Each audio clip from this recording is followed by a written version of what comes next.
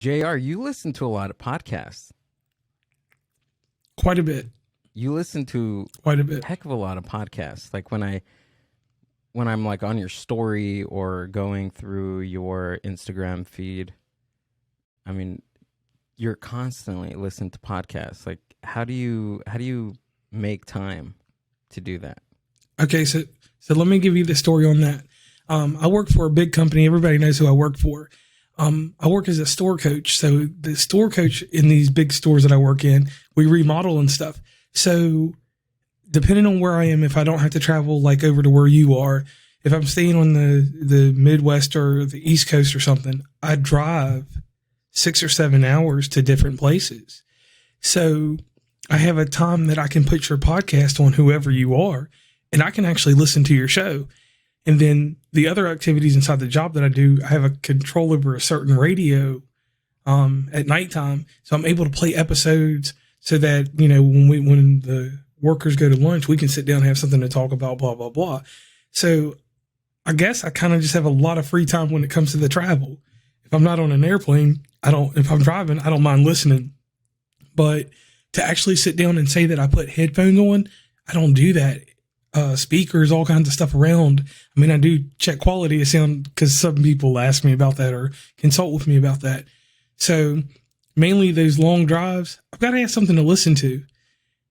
And podcasts that keep a good consistency stay in my rotation. If they don't, I'm a nice person. I'm never going to tell somebody that their podcast is lackluster now. Yeah. So I just kind of ease them out to pasture. Ease them out. You take them out back and with a shotgun. No. Basically. You're also a longtime listener of this podcast, which I really appreciate. Oh, yeah. Amazing thing is a lot of people don't understand that it's not just me. I'm a co-host. It's me, my girlfriend, our co-host. But there's 8 of us all together. So everybody in our rotation, they find shows that they like. And initially with your show, Trevor and Irish Steve took a heavy liking to it. I listened, but I have to listen to a lot of stuff because I have other obligations. But your show, I want to say, it was last August. Last August, like we got heavy into your show. Like really, I'm talking about heavy. And I think we initially started listening back in January of last year. And whatever took place or whatever happens with all these other podcasts, yours has always stayed consistent. Yours, and there's another guy that's in podcasting named Uncle Dolomite. He has a show called Too Much Game Podcast, and another collective, which is Frocast. All of y'all have a certain level of consistency that's the same. Like when you listen to your show, you know that you're going to have a set quality. It's not like my show's like crack. It jumps up and down. You never know if some episodes are tailored to you, and then some episodes are just not for you. Yet sometimes you have to tune out of my podcast because it's not for you that week. Oh, so, okay. Yeah, I get that. That makes sense.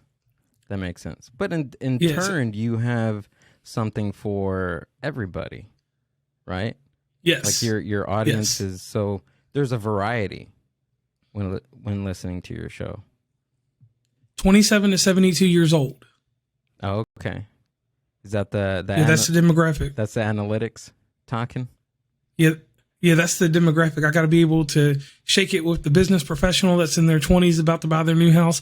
And I definitely need to be there with everybody inside the nursing home because of where I'm from in West Virginia. We're an old population. So I got to keep old people tied in, got to keep young people tied in. And the middle age, they just come because we're all middle age. Bill from the Way podcast, he shared that with me a few months ago. I think was it Bill? No, it was Natty from damn, why is it escaping me now? I'm sorry, Nathaniel from it'll come back to me. But Nathaniel shared with me that most audiences of podcasts are not necessarily in college, but most of them are older because they listen on their way to work. They're listening while they're working out. Not necessarily. I mean, because when you're in college, what are you doing in college? Like when I was in college, I didn't listen to podcasts. Like no, these podcasts are pretty. I didn't start listening to podcasts probably until I started making my own, which is very interesting. And I will go along with that too. Like I would listen to some famous people if it was something like, if you heard about some kind of controversy, I would like, okay, I'm going to go listen to that podcast. For me, in college and stuff like that, man, I was worried about playing the Xbox, Nintendo, GameCube, different things like that. Video games, which is the backbone of what we do over here, in movies, that's what I was worried about. Podcasting, nah. Once I started podcasting in late 2017, going into 2018 with my former partner, it just caught on then because it was just something flashy about it at that time for some reason. Yeah, and especially, I mean, this podcast was born in the pandemic, which a lot of podcasts were born throughout the pandemic. Yes. But then now that the pandemic has slowed down, people are assimilating back into society. Have you seen like a drop off, like that pod fade that they call it? Have you noticed that within the indie podcast community? Oh, yes. It's something that I'm about to do a group panel on if you want to be a part of it. Oh, okay. I'm going to talk. Yeah, because I'm definitely, I've even got an ad out or post out on Instagram. I've noticed a heavy decline because the thing about me and podcasting is this. I'm like Tupac.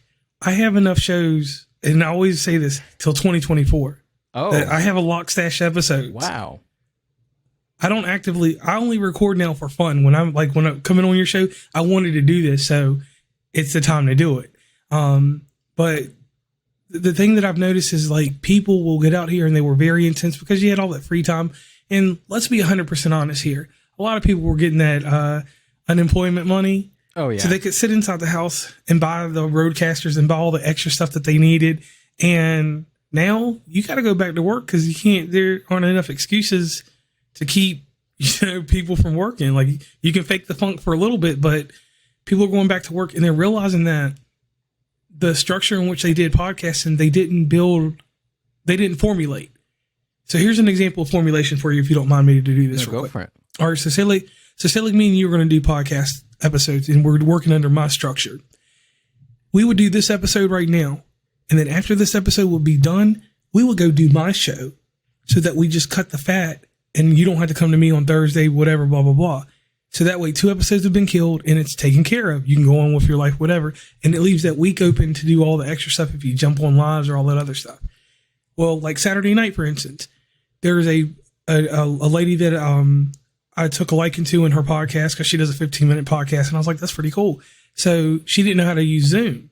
So me and her went from whatever time it is on the West Coast up until probably about, like 4 or 5 hours. We did 3 shows.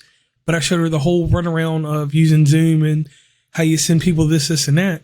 So I'm one of those people that when we get in the studio, the proverbial studio, like we are right now, I will cut 4 episodes with you. We can do them because I have topics on a pad, like right here.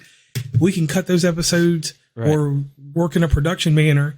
And that's how I did it. And people they thought that you just turn on the microphone and you can do an episode this week and then do an episode next Tuesday. They realized that once they've come back to their regular life that now you can't give up that Tuesday. Like on Thursday nights, I can't do anything on Thursday because my old lady lets me do all this podcast and stuff all I want. But Thursday is Grey's Anatomy night. Yeah. So if you ask me to do something on Thursday, it's automatic no. Like don't even call me or don't send me a DM, If you DM me in that time, I'm going to get in trouble. I might be outside. So nah. Yeah, I think that was a difficult thing coming back. Well, at least for me, going back into the working world and trying to still keep up with podcasting episodes, but also still have that family life, also still have that working life.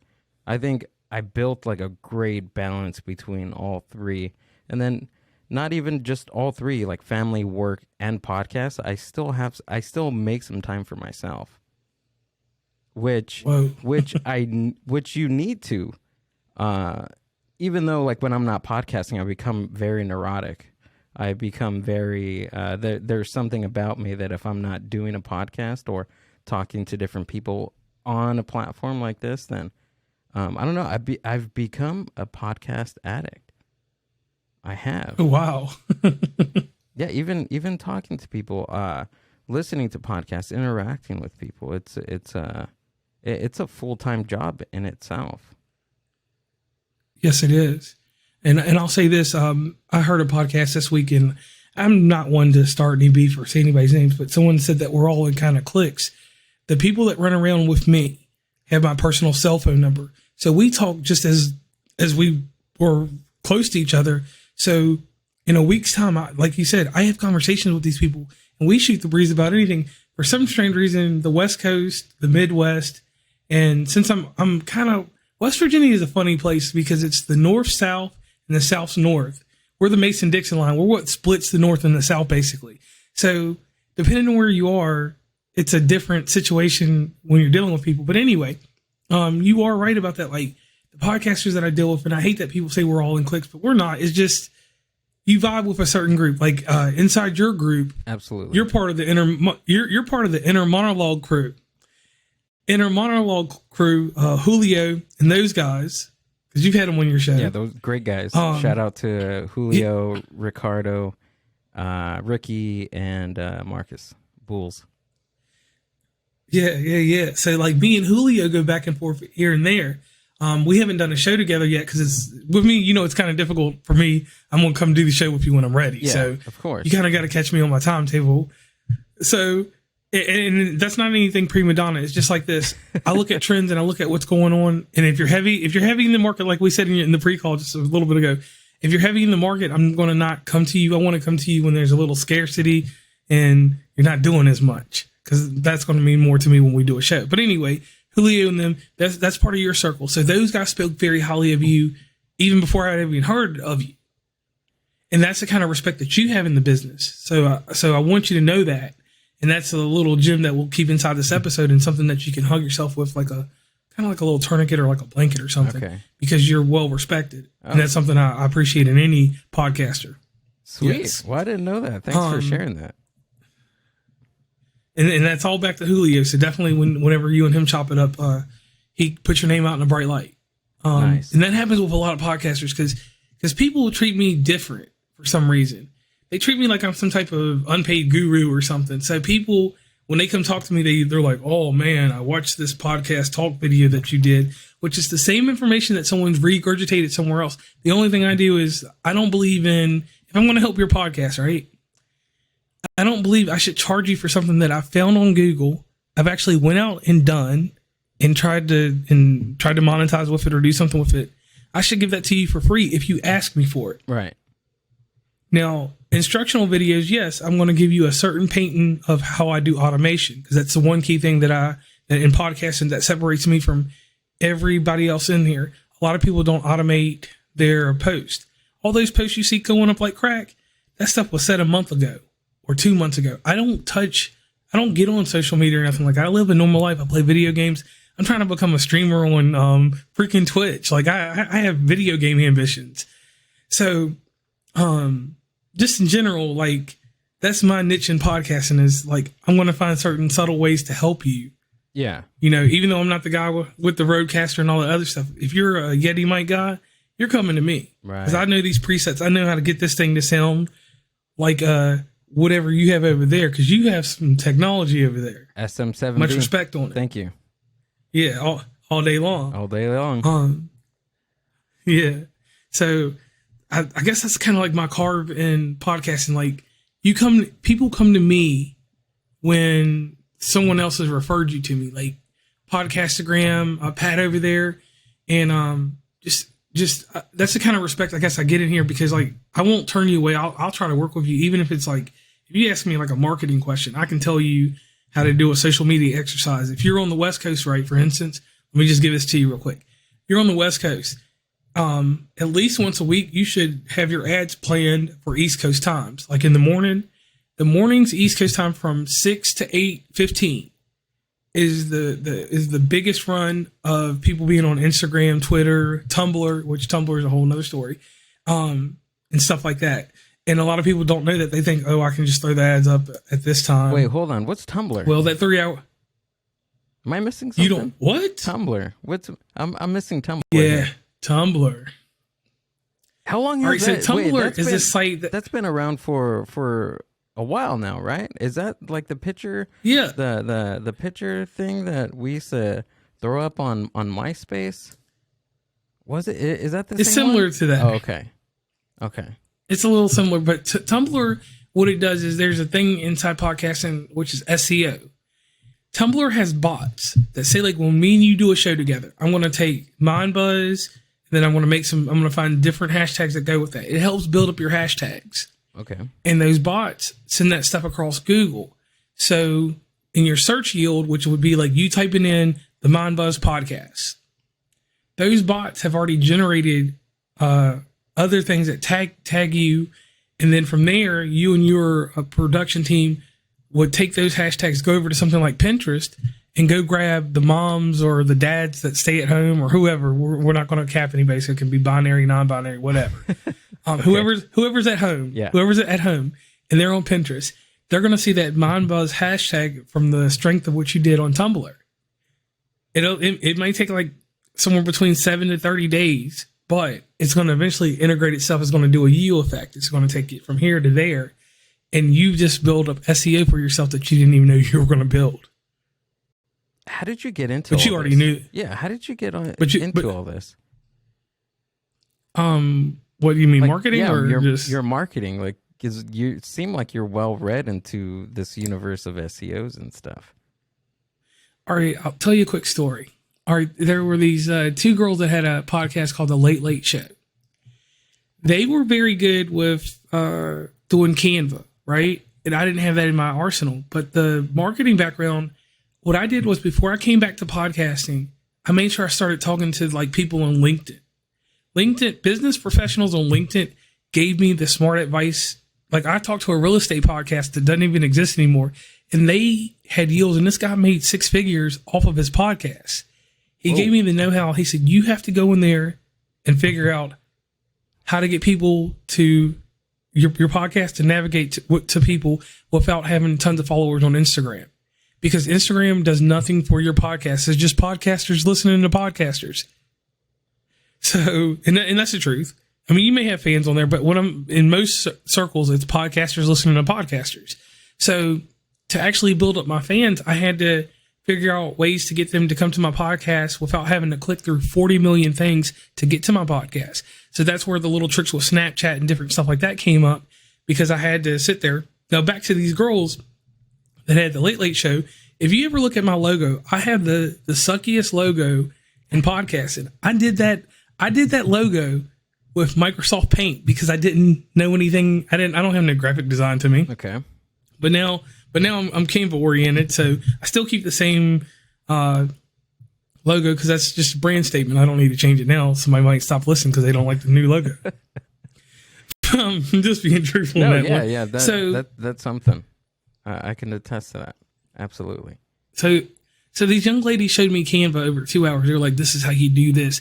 This is how you take Gill and put him in the background, put you in front, move the mountains, and do this and that with your podcast." And they told me all this, didn't charge me anything. And they said, when you get on Instagram, do certain hashtags and post at certain times. Like these girls gave me a schedule. Because their show was halfway decent. It was kind of lackluster, but they had the know-how and they just gave it to me for free. The only thing that I did for them is I gave them a tutorial on the Nebula capsule projector because I'm a projector enthusiast. And that's all they asked, how to get it to look a certain way. And, that's all I did for them. So say that again. What type of projector? It's a Nebula capsule. Nebula capsule. That sounds like a UFO type deal. Yeah, if you get a chance, look it up. It's a projector that we use for our side hustle, which is sometimes cinema, where we show like a cult classic movie or just something that's out of the ordinary. What was the last movie that you showed on there? The last movie I showed was The Spine of the Night. Spine of the Night. Yeah, that is a really sick. It's an animated movie. Yeah, it's gory. Like you can't let kids watch it. Hold on, I gotta throw that in my what is it called? Spine of the Night. Spine of the Night. Yeah. I'm putting that in my list of. I have a list going of movies that I want to watch. All right, so I'll tell you that at the top of that list, I got Fire in the Sky, Grizzly Man, Bad Vegan, and now Spine of the Night. Perfect. Yeah, all right. So you got a good list. Thank you. Yeah, that's a good one. Now I'll just say this: this movie is gory. Like your kids, don't let them watch this. Like my son's 14 years old, and I had to he's already watched it behind my back, but I couldn't let him watch it because Saving Grace, you'll know some of the voices in it, like Lucy Lawless, which was Xena Warrior Princess, and some other people are in it. So it's pretty good. It's kind of got the animation. If you ever seen Heavy Metal, okay, I have not, but it's kind of got a weird. Yeah, it's really like if you watch it, you'll come back to me. We'll have a private conversation later about it. But yeah, that's basically my thing. That's how I got to how I am. Like those girls took the time on me, and then I stayed back patiently.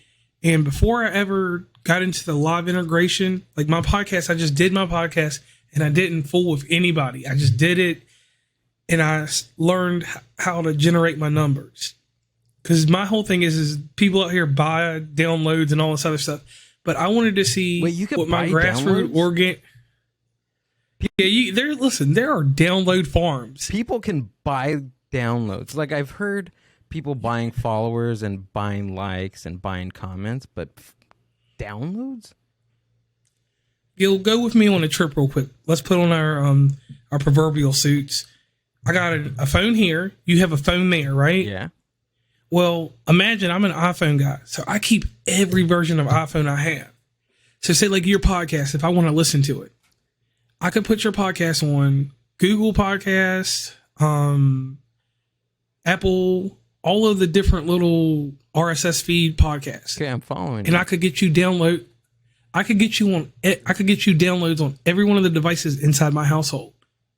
What? So that's a farm.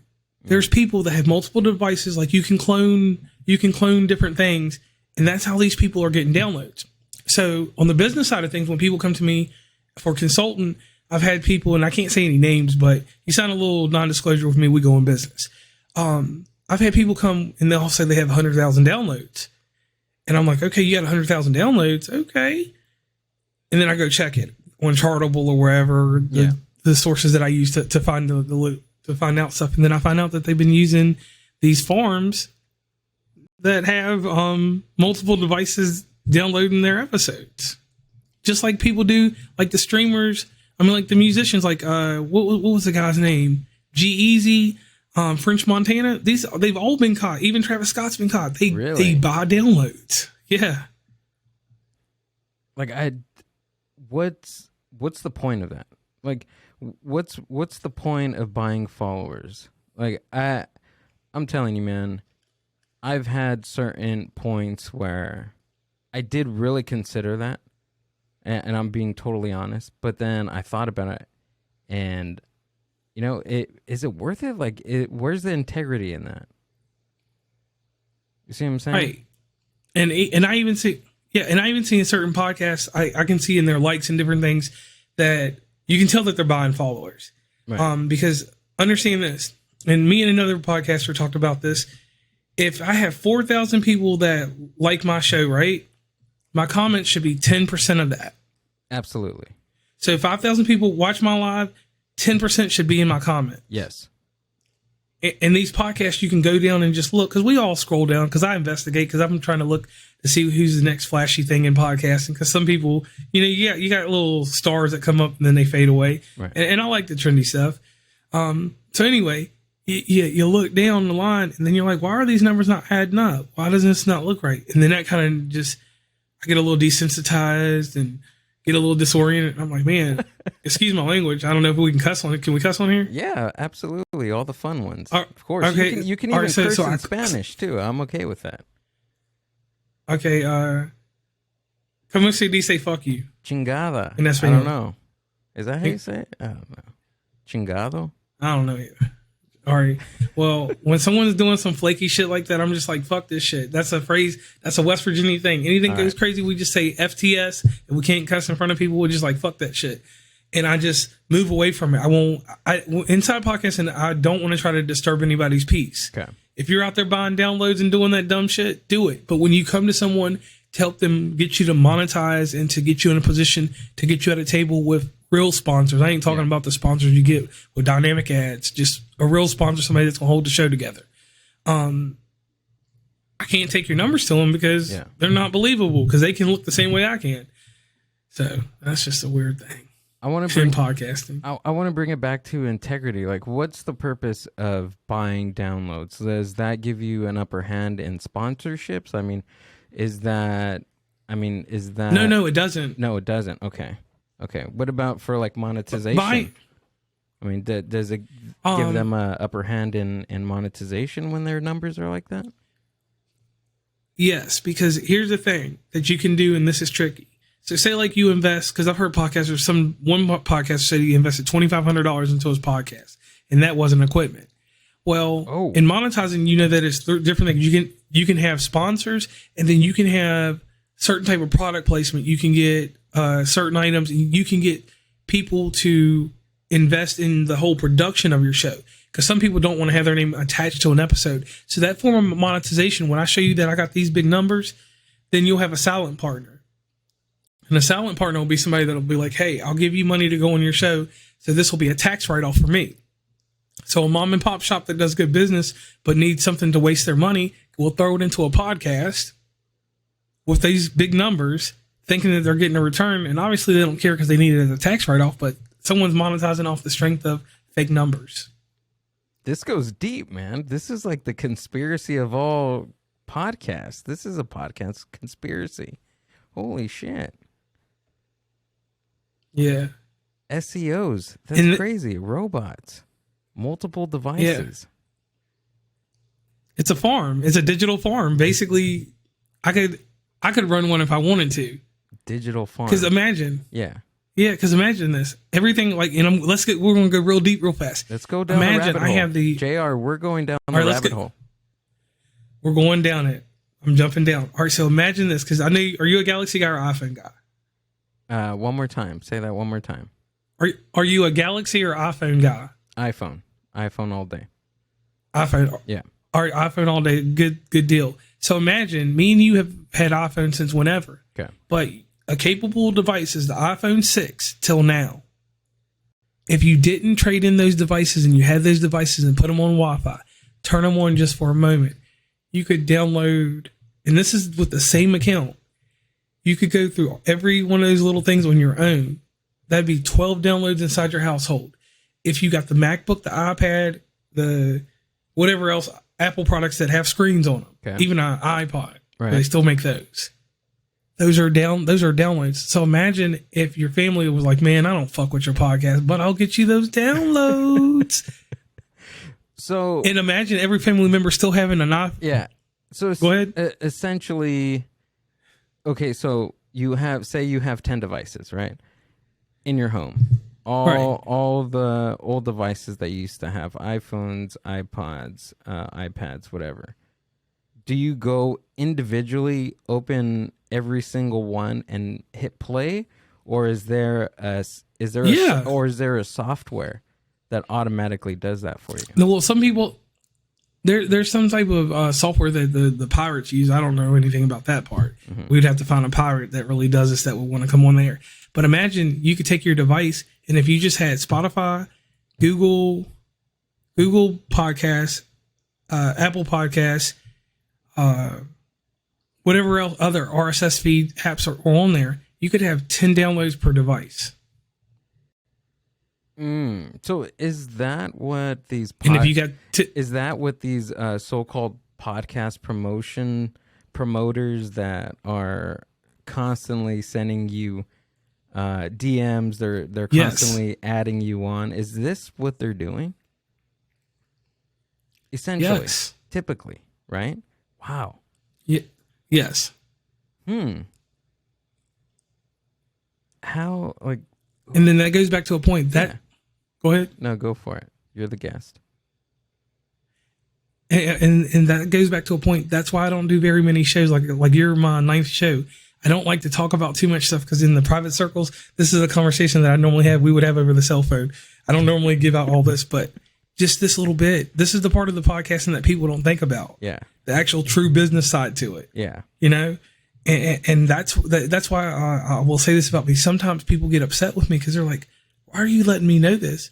Well, I'm trying to let you know this because that's why there's only a 10% group of podcasts that actually monetize to a profit. Because all of this tomfoolery that goes on, how do we know if your numbers are true? Right. Is there any way to detect that? I mean, unless you're with all the unless you were somebody behind a hosting service, right? You're able to see that kind of data. Yes. Or analytics. I mean, for instance, whatever hosting service you use, that hosting service really, some of them, hopefully all of them, at least mine, breaks it down by region. So if you're having 10,000 downloads in, a certain region, that could be, I mean, I don't know, because you can have like people listening in a certain region with X amount of downloads, but you don't necessarily know if they're downloads from a digital farm, right? Right. And then it goes deeper because I always tell everybody inside podcasting, you need to actually have the manager for every one of the Google Podcast Manager, the Apple Podcast Connect.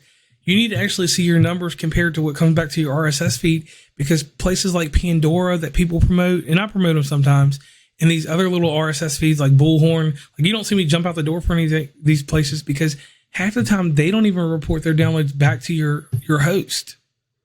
Gotcha. And I've had discrepancies with Apple. Because I was seeing better numbers on Apple than I was seeing with Anchor. And I've stuck with Anchor, but one announcement I will make real quick. I will be leaving Anchor after May. I've got shows that are stacked up. I just need to finish those out. And I'm leaving Okay. Anchor because Anchor fudged my numbers. How did you know that they fudged your numbers? Because the downloads, the RSS feed goes from Anchor to Apple. Okay. Apple posted on their server from what I gathered. This is just information I got. And when it's over on Apple, Apple gets a certain number of the streams and the downloads, which because we both know they're two different things. Yeah. So the streams, they report that back. But initially the downloads that actually come in, sometimes between them and especially Audible, they do not report the downloads back to your host. They just keep it inside. And Spotify has been there's a class action lawsuit going on right now with the medium tier podcasters is what we're called right now. And I think I'm going to jump in it too. Spotify trumps our numbers and they own Anchor in these other places because they're buying everything up. So even Spotify to Anchor, they don't give you all your results. So because if you used your analytic from, go ahead. Okay, so before you continue, what's the difference between download and stream? Okay, so here's the difference. A download is what you see in your results. A stream, so here's a major difference. I download all of your podcasts because sometimes I'm not going to have time to listen to them during the week. Okay.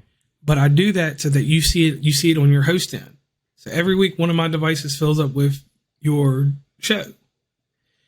When I get to listen to it, you get the stream count after 10 seconds. That's a stream.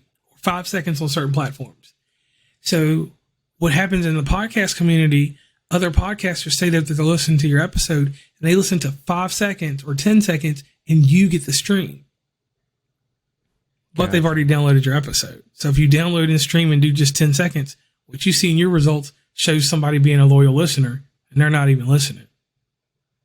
I had a similar interaction on, I won't name any names. I was part of we build groups, right? On certain social platforms, social network platforms. I was part of a group which I've left. I've left the group because it was just I couldn't keep up with I let's just say that I just left, but I was having this conversation with a podcaster on there, and he mentioned something that and this is what he said. He said, "Yeah, I go on your guys' podcast. I play it for 3 seconds, and then I dip out." And my retort was, why would you do that? Like, you're obviously you're not listening. I don't want, like, downloads are cool. Streams are nice. But if you're not really being an active listener to any podcast, then what does that do for me? That does nothing for me except give me a number. And obviously you're not being part of the community because you're not really listening. You're not engaging. So that's what I'm saying. Like, I don't get I have issues with integrity. I want to build something.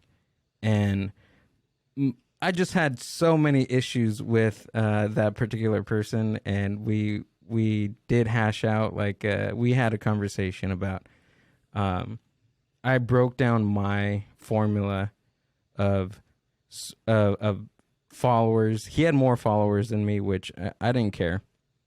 He had like X amount of followers, X amount of likes, X amount of comments on his videos, and he had different video plays and stuff. But I kind of broke down the formula that I used. Like, so if you have X amount of followers and you have X amount of downloads, what's the percentage of listeners do you really have that are following you?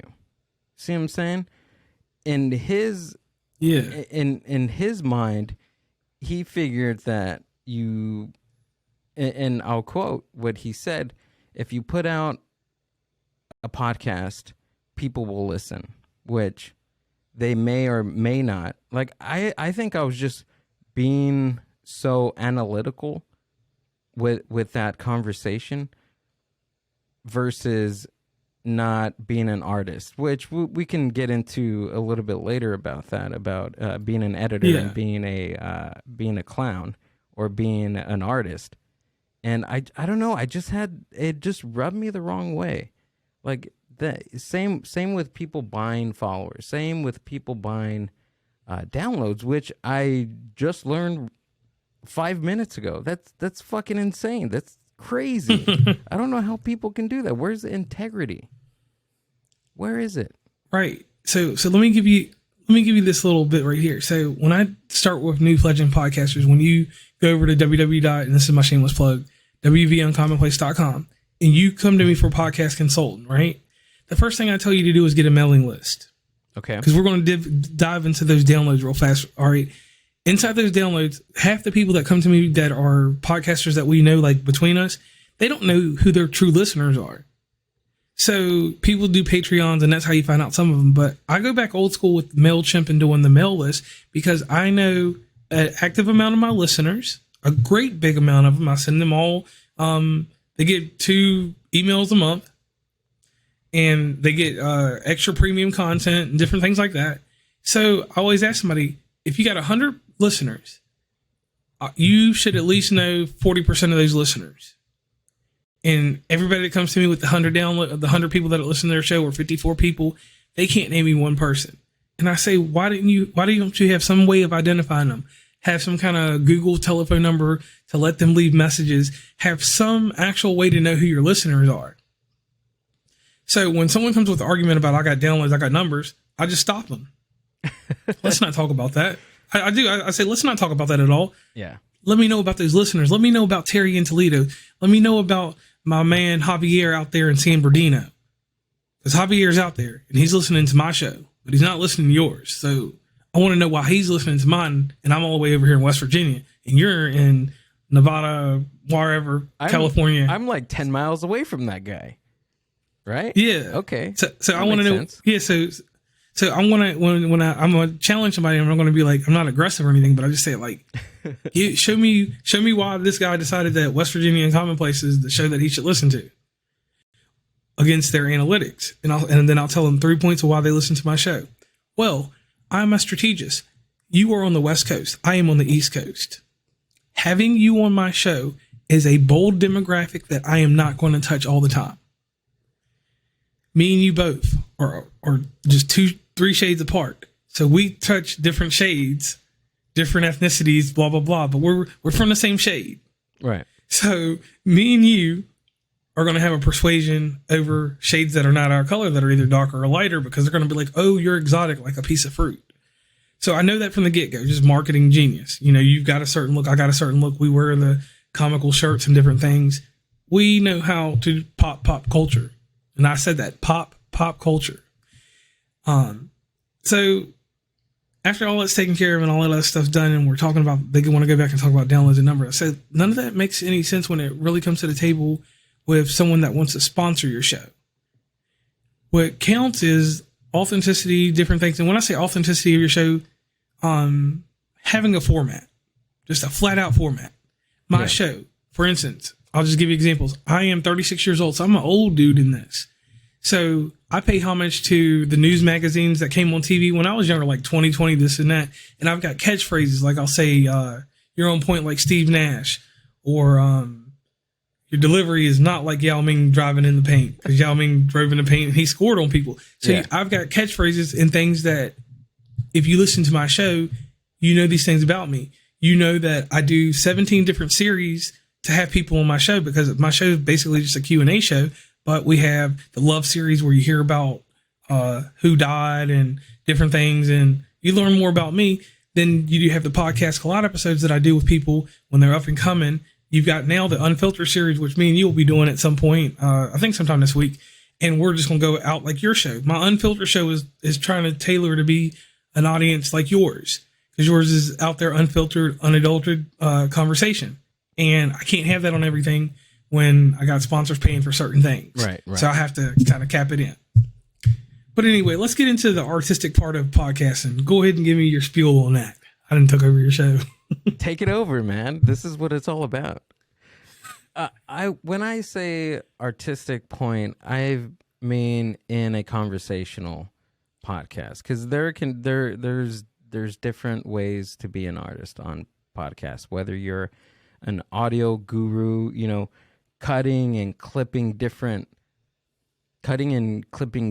audio sounds, adding in different soundtracks, adding in music, different clips from different podcasts, and lumping them all into, you know, one podcast. I mean, there's your clip artist. Let's call him clip artist.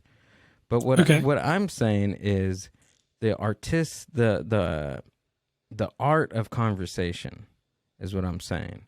Like, there takes a certain person to be a conversationalist. So you have to practice that 24/7 wherever you are. For me, let me give you an example. When I'm around in my daily, when Gill's around in his daily life, I listen to people, how they talk, how they interact with different people. In my head, the other day I was at work, I was talking to a coworker, there was 2 coworkers, and we're all talking, and I immediately said out loud, they know I do this like on the side, this is a podcast. This is a podcast episode. And they just like stopped and like, do you have a recorder anywhere? I'm like, no, dude, just chill out. This is a great conversation piece that we're just doing, and we even have the record button. But what I'm trying to get at is sometimes a podcast is not just getting on microphones and talking. You have to have there has to be a certain way, sway to it, a certain rhythm. Tim from Bad Counsel, he told me, or our first interaction, I think we were on, this was after our 420 episode in 2021. We stood on Riverside FM for 2. So that episode was about an hour and a half. Him and I didn't get off the recording till 2 hours after that. So him and I were conversating for about 3.5 hours. I want to say 3.5 hours. We were just talking, shooting the shit. And I'm like, whoa, this is in itself another podcast episode. But what he was telling me is like, dude, there's something that you're doing that nobody else is doing. And I really didn't look at it that way because I felt like I'm still new. I'm still a newborn baby. And next year I will still be a newborn baby, maybe out of diapers. Maybe not eating baby a toddler. food. I'll be maybe a toddler. But what he said that struck me, and I always say this, is that I can't wait to see what you will be doing in the next 5 years. And I didn't even think about that. Like, I didn't think about next year. I didn't think about next 2 years. But he said 5 years. So I'm going to see what this has become in the next 5 years, and maybe I'll think about quitting. Maybe. I'm not too sure. But I want to hear your take on the art of this. Hold on. Before you get started, this episode has turned into a podcasting episode. So this is for our fellow podcast community, and I appreciate that because I haven't had one of these in a very long time. So, JR, thank you. Yeah, any podcast that I'm on, that's because I'm the technical guy. So they just start into that. We talk a little life, but we get into it. Yeah. Now, on the artistic view of the conversation, I start off like this. Like you said, some people think that you just can turn on a mic or turn on their cell phone and then it's just going to be amazing. It's got to be certain arcs. And Bad Counsel is one of those groups, Jack and all the rest of them. They have certain dynamics to them. And just like you have this Larry King vibe to you. That's the first time I've ever heard that. That's the first time I've ever heard that before. But continue. Well, it's a calm structure. If you ever go listen to Larry King, it sounds like you model yourself after him. Okay. So your Larry King approach is something like you built a persona for yourself. You're Gill, but you have a persona.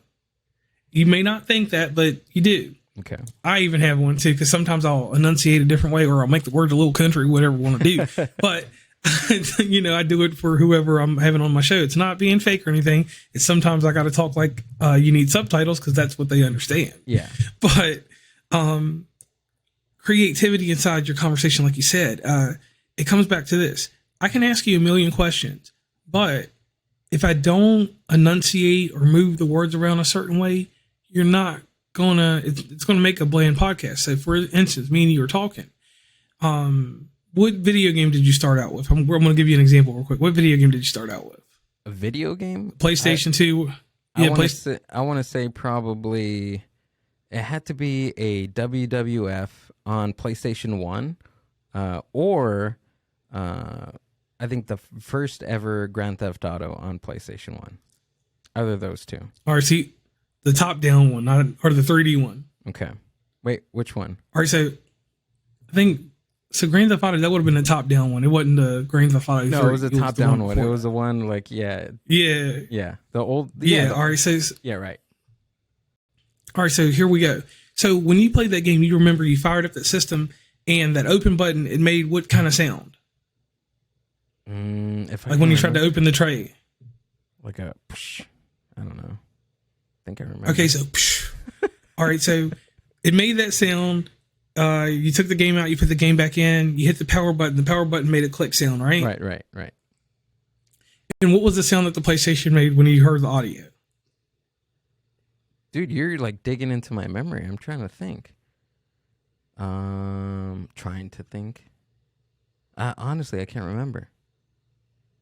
Well, just make up a subtle sound, something that just sounds like it. I don't know. That's me, ladies and gentlemen. Yeah, so right me. there. So, okay. And that's Gill's PlayStation sound. So just right there in that little bit we did right there. Okay. We took a memory, which was a PlayStation. We took the sound. I did a little bit of being a little pushy. You brought a level of intensity to it because you thought back in your head. You went back in your memories museum, because that's my phrase, memory museum. Remember that. I like that. And you brought the PlayStation back out. You remember you used to sit in front of the TV because your mom was on some other stuff. Don't sit on the furniture all the time. Right. You did sit in the floor too, because we didn't have wireless controllers like we do now. Yeah, we had to sit on the floor. You sat on the floor. Yeah. Yeah, so you had that. You had the WWE SmackDown game with the casket and all that stuff. The Rock was on it and all these other people. Yeah. So you got those memories. Well, in that little bit of dialogue that we did there, and that's the art that I'm telling you about. I made you bring back a memory, and it excited you. Right. So you made the sounds. You did extra stuff for it. That right there is creativity in podcasting. That was a perfect scenario right there of how you gauge your guest, because it was a memory, and we made interesting conversation in that just little bit of time. And that's the goal GOLD that you should capture in podcasting. If you're not doing something like that, you're just talking. I could be like, all right, so I'll give you another example. What'd you eat for lunch? What I eat for lunch today, I didn't have lunch, but I'll tell you what I had for breakfast. I had an omelet with bacon, sausage, egg, of course, and spinach. That took about 5 hours to come to me. But go ahead. Oh, wow. So listen to how you said that there. It wasn't like the way you talked about the PlayStation. Right. Absolutely. That's flat conversation we just did right there. Mm-hmm. That was flat conversation because it wasn't nothing inspired about that. Now, let me ask you this. What was it like your first time eating that In-N-Out burger? It was beautiful. I'm still chasing that high, actually. The first time I think that's what I'm doing now. I go to In-N-Out all the time, and I'm chasing that first time that I've ever bitten into that cheeseburger. I don't know what it is. It's the bread, maybe. It's the patties. It could be the cheese. I don't know. Or the spread. I don't know. Right. So listen, right there, you got a little imaginative with it. Like you moved a little bit, you did a little shimmy or a little dance with it. So right then and there, you get what I'm saying? Like that's what people should do. That's the type of art that you should have in podcasting. There was nothing from me. I just asked you a simple question, and the guest, right then and there, you brought out the best with your story. But also what you did, JR, was you made it relevant to me and to listeners of this podcast, because you didn't say Whataburger, you didn't say Carl's Jr., or I'm not too sure what you guys have out there, but you made it relevant to me because I'm in Southern California, and the relevance is In-N-Out. In-N-Out is In-N-Out anywhere else besides Southern California? I think they have one in Colorado, and now they have one in Texas, maybe. I'm not too sure, but you made it relevant. Right. Well, when I did my episode of Judge Judy some years ago, like 2018, and like I said, I come to the West Coast when it gets like this year. I'll be on the West Coast like September, October time. I go to In-N-Out when I'm in Los Angeles, all around that area. I go, to that. So I knew that about you before that's just my research and knowing the area. Right. But anyway, that's magic. If podcasters can do stuff like that, that's what makes podcasting great. If you can't do that and you're just doing that flat conversation like we were talking about before, about what you had for breakfast, your show's going to suck. Don't talk about breakfast is what we're saying, ladies and gentlemen. No, but I waited 5 hours uninspired. for the omelet. Uninspired. What was uninspiring was that me waiting for like 2 hours for the omelet. It was terrible. I had the worst service ever, and it was just unbelievable. Anyways, getting back to this. What do you like to do out in LA when you're out here? Obviously, you have to work, but like on your off time, what do you like to do in LA? I go to the 99-cent store. Besides the traffic, what else do you do in LA?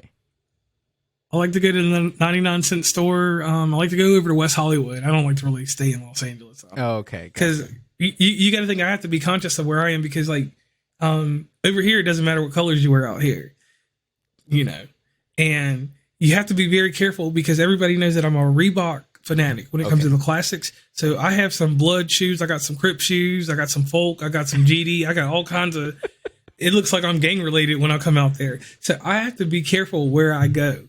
And you know exactly what I mean. So I know what you mean. So like if I get a chance, I'll stretch out to Venice Beach or something like that. I will just do what I would do on the East Coast, but not in. I won't go to Inglewood or nothing like that, or Compton or nothing like that. I was just out in Venice Beach over the weekend, and oh my god, what I took from that was, downtown is okay. Like it's cool. Like it's fast. I love it. The people out there are crazy. They're lovable. You have your homeless guys talking to themselves, asking for change. You have your vendors out on the corner selling bacon wrapped hot dogs. That's just the vibe. I love the vibe out there. But what I love about Venice Beach, it's all that, but put on the coast in a beach. So it's like what I thought about it was it's like downtown Los Angeles, but on the beach. And I love the beach. I love it. But that's what I took out of it. And it's a great beach. It's beautiful. It's beautiful. I mean, Long Beach is cool, but my trip to Venice over the weekend was spectacular. So I'm glad that you checking out the beaches. That's awesome. We have to connect because I like to compare them. We have to connect. Next time I'm out there, like I told a few of the podcasters. Yeah. Next time I'm out there, I'll let you know. And my thing is, like, it doesn't matter what coast I'm on. I do like to check out the beaches. The only beaches I'm not going to check out or anything that's in Boston or in the state of Washington, because I don't need rocky beaches in my life. Oh, okay. If I was supposed to have rocky beaches like that, because even though they're two different areas, they have similar beaches. Yeah. And I just feel like I'll slip off and I'll just get tore up by a rock or just taken away by a whale or something on either end. How's West Virginia? You have to tell me. What's the culture out there like? All right, there's no culture in West Virginia. There's just everybody that doesn't make it wherever they're from, they come to West Virginia to live because the standard of living is very low. And West Virginia is one of the biggest states that help dislocated people. So we get an influx of homeless people when like Hurricane Katrina happened. Okay. All them people from Louisiana, they come to West Virginia because you can, and I'm not going to say the word rehabilitated, but you can get your life structured again and get a trade, leave West Virginia and go make money somewhere else. So we're just a pass-through state. We even charge you to come through the state. You got to pay $12 to leave. Do you really? And to come in, yes. If you try to go over to Virginia or get over further to the East Coast, and I live in Parkersburg, which is closer to Columbus, Ohio. So I'm technically an Ohioan to a degree. So West Virginia is it's beautiful, a lot of mountains. We call it the Mountain Dew shit because people, I mean, we are the number one state for drinking Mountain Dew, but all that extreme stuff we used to see when the dudes would grab the Mountain Dew bottle or would just come to their hand, that rock climbing and all that cliffhanger shit. That's what people come here to do. They jump off bridges. A guy in a wheelchair jumped off the bridge. We have Bridge Day here, and people come from all over the world. Yeah, dude in a wheelchair jumped off, and I'm like, come on, dude, you're jumping down to a river, but whatever. So West Virginia, it's a nice place, huh? You have Bridge Day? Tell me about Bridge Day. What is that? So Bridge Day is this big national event that we have where people jump off the New River Gorge into the water. Like they got a parachute and everything. Just people jump off the bridge. They close the bridge and they let you jump off. What the? And I mean, they've got people down in the water. If you fall in the water, to get you out. And if something happens and you're not going to die in the air, obviously, unless you have a heart attack. But yeah, they try to, the water's not shallow. So if you can't swim, I mean, I wouldn't jump off if I couldn't swim, but they can get to you. I mean, if you die there, it was your time to go because you shouldn't die jumping off that bridge on that one day. Check this out. Look at officialbridgeday.com. All about Bridge Day. Welcome to West Virginia's largest single-day festival every third Saturday in October. Thousands of people gather on the New River Gorge Bridge in Fayetteville. Did I say that right, JR? Fayetteville? In Fayetteville? Fayetteville. Yeah, Fayetteville. West Virginia to watch daredevils base jump into the gorge below. Are you ready? Hell, maybe. Event sponsors. Hold on, but I don't see Mountain Dew's not sponsoring this. That's unsettling. Yeah, they don't sponsor it, but you'll see one of their trucks lined up at the very end with Mountain Dew's giving them out. Yeah, they know how to capitalize on it. But that's the crazy thing. And then West Virginia, in the northwestern portion, that's where you get the stories about Wrong Turn and The Hills Have Eyes and different things like that. And West Virginia, what its big call to is mental health.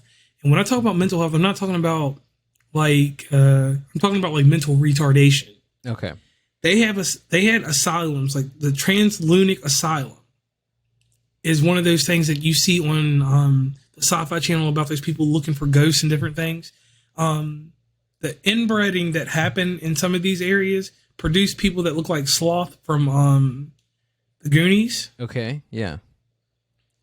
So, they would lock these people up in asylums because they didn't do anything about mental retardation. Anybody that had any type of issue, they just locked you in these asylums, and these asylums were built like jails or prisons. I mean, gotcha. So the Translunic one has ghosts in it. So people come there in October, travel from all the other places around the world just to go in this place to stay a night. And I'm like, I don't think so. Yeah, I think back when they opened up that one island off of the coast of San Francisco. It's Alcatraz? Yeah, Alcatraz. They used to do that, I believe. They used to have stay in Alcatraz a night. I believe they used to have that. I mean, it was basically the same concept. Also, at the Queen Mary on the coast of Long Beach, they had the same kind of concept too, where it's led to believe to be one of the most haunted ships in the country. I'm assuming, but I don't know about that. Would you ever do something like that? Would you? Nah, I don't have time in my life. Nah. You don't think so? Do you like scary stuff? I mean, I like paranormal stuff, but like that, I feel like that they hype it up too much. I feel like that they have somebody making these noises because anything that's related to West Virginia, and you can find other TV shows, like it's some show about monsters in West Virginia. It comes on like one of those weird channels, monsters of something. Everything that's in West Virginia, they tailor it to a certain myth that it has something to do with the mental retardation or the incest that supposedly happens. And I just kind of, like I said, once again, I get desensitized and I just move away from it. Like, I can understand people saying that we have the Yeti here, because we got all these mountains. Yeah. And a lot of this area is, you can't live in it. It's inhabitable at all. You can't go there and just live. So, yeah, I could see that happening. Some dude staying in the woods too long and having some type of hair problem and looking like Harry from the Hendersons or whatever. Yeah. But it's just wild. Then the other thing about West Virginia, so I'll give you the last few things. We're the originators of the pizza roll, but our greatest claim to fame is the nastiest cookie on earth called the moon pie.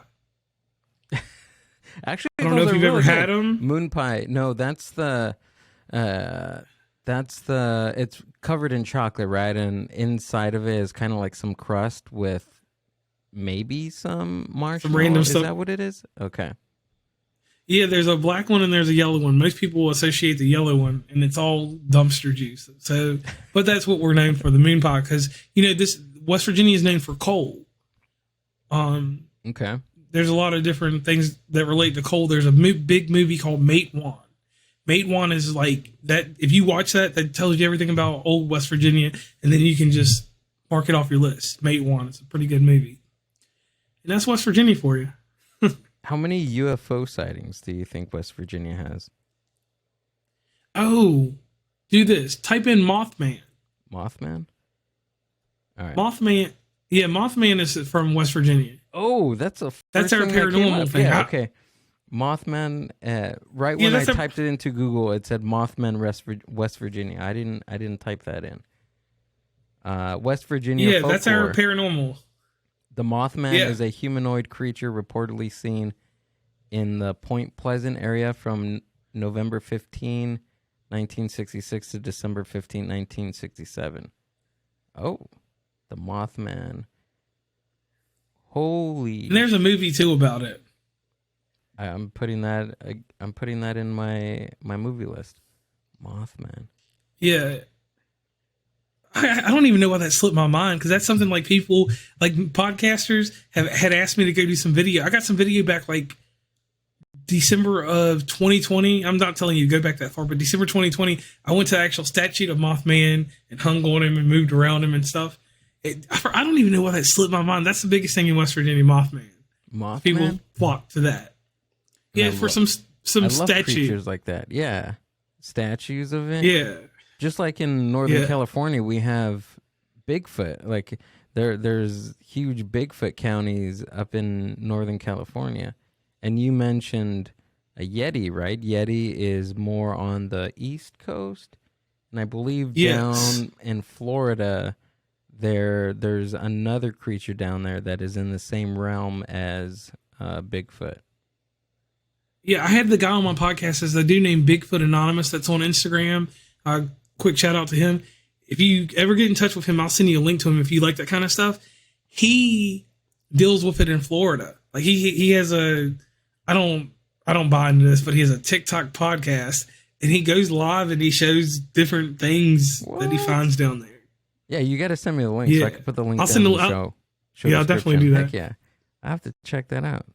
How many times do you think that people actually really interact with these types of things? Do you think that there's a logical explanation for any type of experience, or do you think no, something's out there? There's other creatures that us humans haven't interacted with, and now we're able to interact with them because everybody has a phone.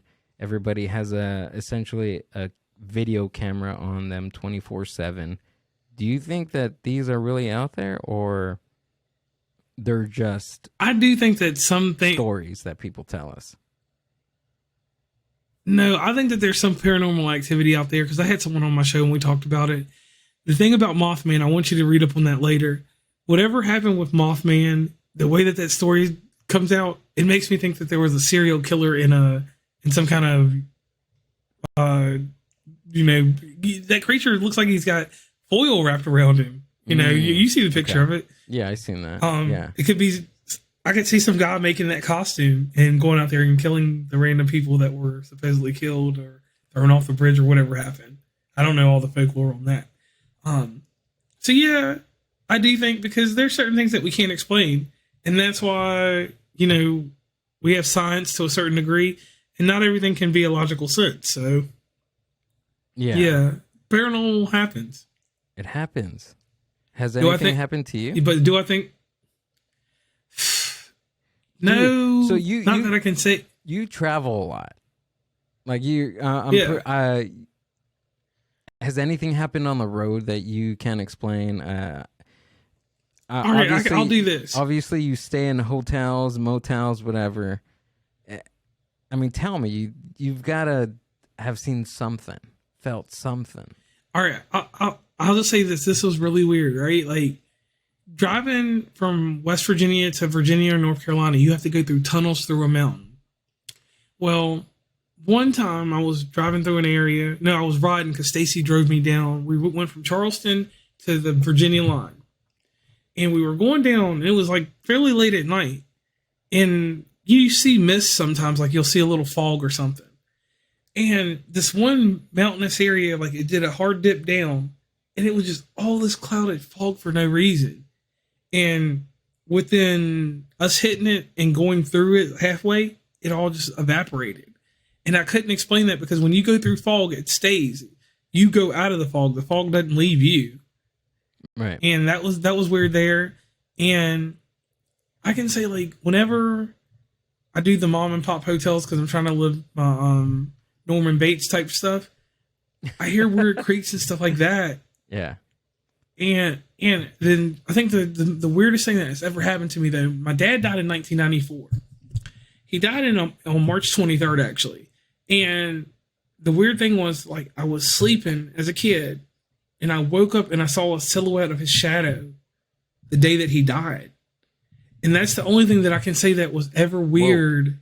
Whoa. Like that's the only thing I can say that in my lifetime that was something that I could never explain. That's the weirdest thing that ever happened. Because he died that morning. I seen his shadow like at 11, 12 o'clock at night when I got up to go to the bathroom. And it was just basically some books and the recliner, the way it was set up. That's what they tried to say to me. And I was like, man, I'm going to let this one go, but I'll just keep this one with me. Yeah. Yeah. What about you? Me? Yeah. How much time do we have? Oh, we got time. Like paranormal or UFO stuff? Because I got both. Let's go with the UFO stuff because that's the juicy stuff. Because Okay. the paranormal, everybody got a bump in the night. Okay. So, and there has been some, instances where it was just me, but I will give you the story of me, my cousin, and Adam. He usually comes on the podcast. We're very good friends. We've grown up with each other. We've gone to college with each other. So we're very close. And it's my cousin also too. So we were outside. I think it must have been 2 to 3 a.m. in the morning. And we were looking up at the sky. We were just talking, like just hanging out. And we all look up at the sky and we notice beams of light. And we're like, oh, the stars look really good out. And we were living in we had a house in Rancho Cucamonga, which is fairly close to some mountains, the San Bernardino County National Forest. And the stars were they were beautiful. They were beautiful that night. But what we noticed, there was about, and I can count them, there was about 4 of these stars that they were glowing. It felt like Morse code, like they were talking to each other, but their lights were like one would shine, the other would shine, the other. So they were like doing these patterns. And we looked at each other and we're just like, okay, are you seeing this? Because I'm seeing this and I'm tripping out, dude. Is this happening right now? And they're like, yeah, I see this. So once we started acknowledging that these stars were flashing, and then they started moving. They're moving. They're making like diagonal moves parallel to each other. So they're like moving in different circles, making different patterns. And I said, stars don't do that. Stars don't move. Right. And as soon as we said, okay, we acknowledged that these stars were moving, I said, did you see that? After that, they vanished. And all 3 of us were just like, what the fuck just happened right now? That it was, I didn't get scared, but this weird, creepy feeling that just comes over your body, which is fear. That's what happened. It was the strangest thing. I think about it all the time. Even when I'm outside by myself looking up at the stars. Because I'm a stargazer. I can look up at the stars. But also it gives me like an eerie feeling too. Like, in Men in Black, when I think it was Tommy Lee Jones' character, when he says, do you ever look up at the stars and get this certain feeling when you're looking up there like you're not alone? That's exactly how I feel now. And I can go with that because like I've had some eerie things. Like I know this sounds weird, and mind you, once again, and this is a disclaimer, I travel all over the United States. Yeah. And for some reason in the Midwest, like when you're going east or going west, when you get into certain places like the northern part of Texas, like New Mexico and Arizona areas, it's a different vibe and a different feel when you're there at nighttime. Absolutely. And like you said, certain things. Now, nothing happened in New Mexico because I've only been to the northern part of New Mexico. I haven't been gone far. Didn't lose anything there, so I don't go there. But and no disrespect to any listeners from there. I need your listens. Or your downloads or whatever. But anyway, the thing, like you said, I've had experiences, like you said, with the lights, and then just in my travels, certain mutilations of animals that goes unexplained. Okay. Yeah, like I'm saying, like you see certain things on the side of the road, and I know like if a deer gets hit by a tractor trailer, it disintegrates, it just gone. Right. But I've seen carcasses on the side of the road that are fresh, and the way that they are laid out, it doesn't look like they got hit by cars. It looked like something grabbed them. But have I ever just stopped to just, no, when I'm driving, I'll see it over to the right or to the left, and I'm like, nah, this didn't get hit by a car. Something grabbed this. And I mean, we got bears and stuff out here, but the bears out here, if they kill something, they're going to kill fish. They're not worried about a bigger animal. If they kill a big animal or something, that's in defense. That's not to eat it. Gotcha. But yeah, paranormal experiences I think everybody's been through some. Some people won't admit to it, but yeah. Yeah. There's definitely something out that I think it's just the human experience that we want to reach for it so bad. Like we want to believe that yes, there is something more than just the human experience. Like we want to believe. True. Just I mean the same can be in the realm of religion. Like we want to believe, we want to see, or we want to make believe that there is something larger than us. And of course there's something larger there than us. It's called the galaxy. It's called the universe. Yes. Right? It's something unknown. It's something unknown that we have yet to see. I mean, what's your take on the moon landing? I want to hear JR's conspiracy list.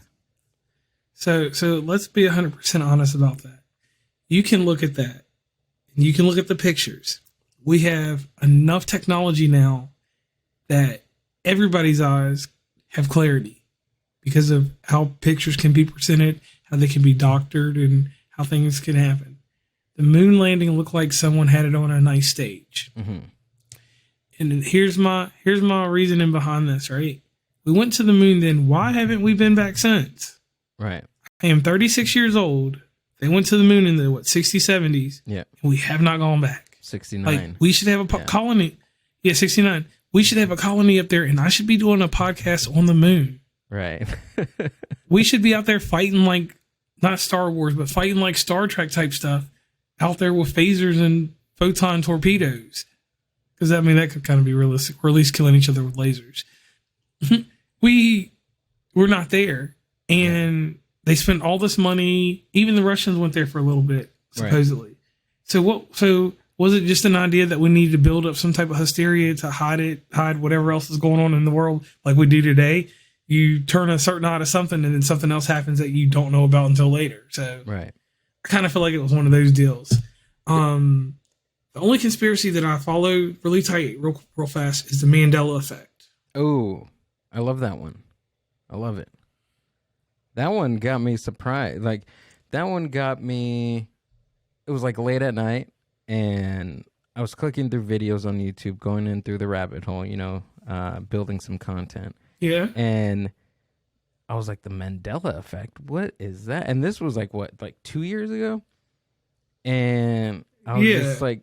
What caught me was the Berenstein Bears Mandela effect. And after that, I was just like, what is going on? What planet am I on? When did I wake up?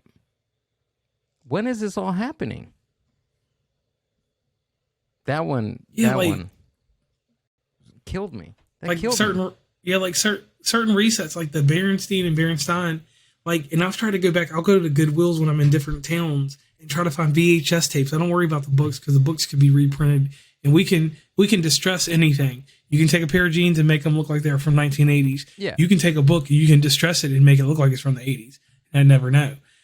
But a VHS tape, that's a sticker you put on there. Someone's had that at some point, and you're not going to just throw random VHS tapes anywhere. So I've tried to find the Berenstein, because that's what I know. I feel like it's Steen, right? But yeah, I think everyone says it's Stein. Both of us, and anybody listening that thought it was Berenstain. What was it, Berenstein? We think because we're from the same universe or from the same timeline of universes. But now in this reality, in March 20, 2022, it's Berenstain. Right? Right.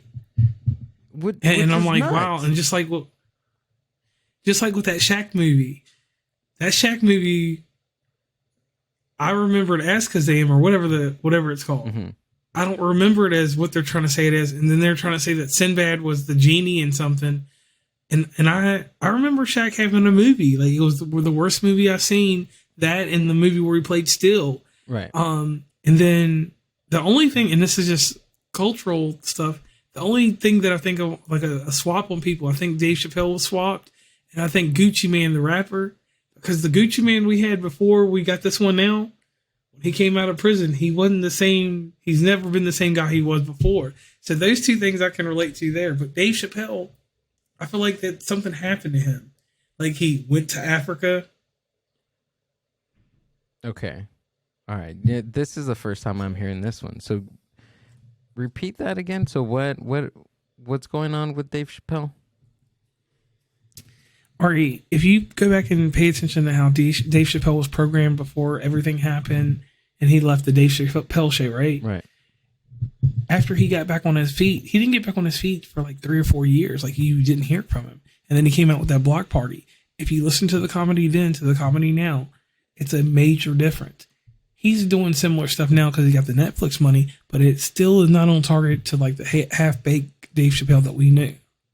Okay. Or the Nutty Professor Dave Chappelle. Yeah. I always remember So they're saying that. I always remember that that he was on Nutty Professor. Reggie. Yeah, Reggie. He played Reggie on the Nutty Professor. Yeah. I remember that. But okay, so there's a Mandela effect, but back to the UFO thing. So there's 2 avenues. There's one about the government saying, well, we're not going to go back to the moon because it's not the most cost-effective thing. I mean, there's nothing out there that we can. I mean, what's the point of going out there now, right? It's too expensive. And since you brought this up about the stage portion, like it was filmed, have you heard the one about Stanley Kubrick directed the moon landing? Have you heard that one?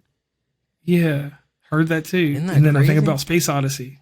Isn't that crazy? Yeah, that the U.S. government watched Space Odyssey 2001 and thought that he had just great cinematography or whatever, and they wanted him to direct the moon landing. And in The Shining, he added that scene where I forgot that little kid's name, where he's wearing an Apollo 11 sweater and he's like rising up, and at the bottom, like where the carpet is, where he's standing up, looks like a launch pad. And they say that was him meaning Stanley Kubrick, trying to emulate and trying to put like a little Easter egg in that movie. This was his way of telling the world what he had done, because he was so, I guess, distraught from this whole experience of him directing the moon landing. Just wild stuff. And I could see that. I hadn't heard that until you told me, but I could definitely see him direct that. But it's something about it. Like, we didn't go back. None of those people are alive anymore to get a true story out of anybody now. And the one guy, one of the astronauts, I think his last name was Glenn. He's from Columbus, Ohio, and it's a lot of secrecy around him. Yeah. His name was Glenn. Yeah, and especially like the way Buzz Aldrin would react to these type of conspiracies. Like, he was genuinely upset, which I get. He, depending on what side of you are on this, this conspiracy or this type of reality, wherever you are, he was affected by it, because he felt like, what the fuck? Like, I went to the moon for you guys. I risked my life, and you guys are saying that this is all faked. Like, I get his frustration.